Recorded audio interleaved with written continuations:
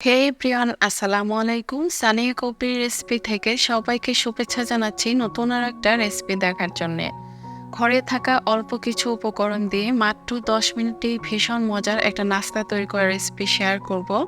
আর এই নাস্তাটা বানিয়ে মাস ধরে সংরক্ষণ করে কিন্তু খেতে পারবেন।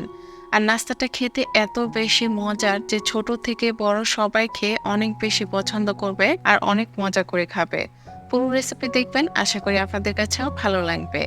নাস্তা তৈরি করার জন্য একটা মিক্সিং বলে রুমের স্বাভাবিক তাপমাত্রায় থাকা একটা ডিম ভেঙে নিচ্ছি। আর দিয়ে দিচ্ছি হাফ কাপ পরিমাণ চিনি। চিনির পরিমাণটা আপনাদের টেস্ট অনুযায়ী এখানে বাড়িয়ে বা কমিয়েও নিতে পারেন। হাফ চা চামচ পরিমাণ লবণ দিয়ে দিচ্ছি। এখন একটা হ্যান্ড মিক্সের সাহায্যে খুব ভালোভাবে বিট করে নিচ্ছি। যতক্ষণ না চিনিটা গলে যাবে ততক্ষণ পর্যন্ত খুব ভালোভাবে বিট করে নিতে হবে। এই তো আমার ডিম আর চিনিটা কিন্তু খুব ভালোভাবে গলে গিয়ে মিক্সড হয়ে গিয়েছে। আর এই পর্যায়ে যখন ডিমের মিশ্রণটা এরকম সাদা হয়ে আসবে তখন আমি এর মধ্যে দিয়ে দিচ্ছি 1 কাপ পরিমাণ ময়দা, 1/4 কাপ পরিমাণ দিয়ে দিচ্ছি সুজি, আর হাফ চা চামচ পরিমাণ দিয়ে দিচ্ছি এলাচের গুঁড়ো। এতে খুব সুন্দর একটা ফ্লেভার আসবে। এখন হাত দিয়ে সবকিছু খুব ভালোভাবে মিক্সড করে নিচ্ছি। আর নাস্তা তৈরি করার জন্য একটা ডো বানিয়ে নিচ্ছি। এই পর্যায়ে যদি আপনাদের ডোটা অনেকটা নরম মনে হয় তাহলে কিছুটা ময়দা অ্যাড করে এই ডোটাকে পারফেক্টভাবে মদে নিতে হবে।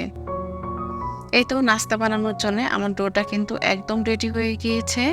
এই পর্যায়ে আমি হাতটাকে ক্লিন করে নিচ্ছি। আর একটা বোর্ডের মধ্যে এই ডোর মিশ্রণটাকে নিয়ে আমি 3 ভাগে এই মিশ্রণটাকে ভাগ করে নিচ্ছি।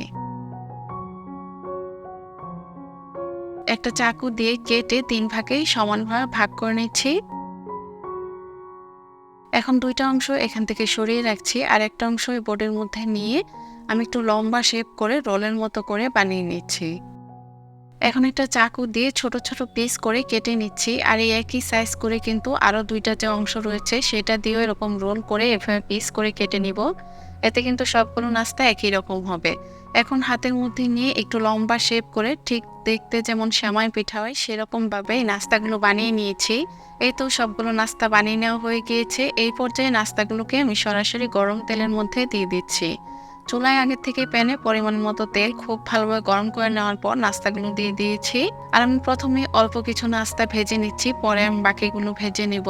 জালটা কমিয়ে দিয়ে উল্টে পাল্টে লালচে করে নাস্তাগুলোকে ফ্রাই করতে হবে। জালটা বেশি বাড়িয়ে দিবেন না, এতে খুব দ্রুত কালার চলে আসবে আর ভেতরে কাঁচা থেকে যাবে, তখন কিন্তু নাস্তাগুলো খেতে ভালো লাগবে না।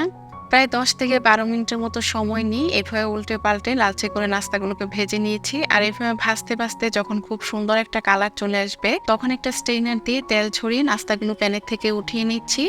আর পরিবেশন করে দেখিয়ে দিচ্ছি নাস্তা দেখতে কেমন হয়েছে। নাস্তাগুলো দেখতে যেমন লোভনীয় লাগছে, খেতেও কিন্তু ভীষণ মজার হয়েছিল। এইভাবে অল্প উপকরণ দিয়ে ঝটপট মাত্র 10 মিনিটেই সকাল বিকালের নাস্তায় কিংবা এইভাবে বাচ্চাদের বানিয়ে দিতে পারেন। ছোট বড় সবাই খেয়ে অনেক বেশি পছন্দ করবে। আর এই নাস্তাগুলো বানিয়ে কিন্তু একটা বয়মে সংরক্ষণ করে 1 মাস পর্যন্ত খেতে পারবেন।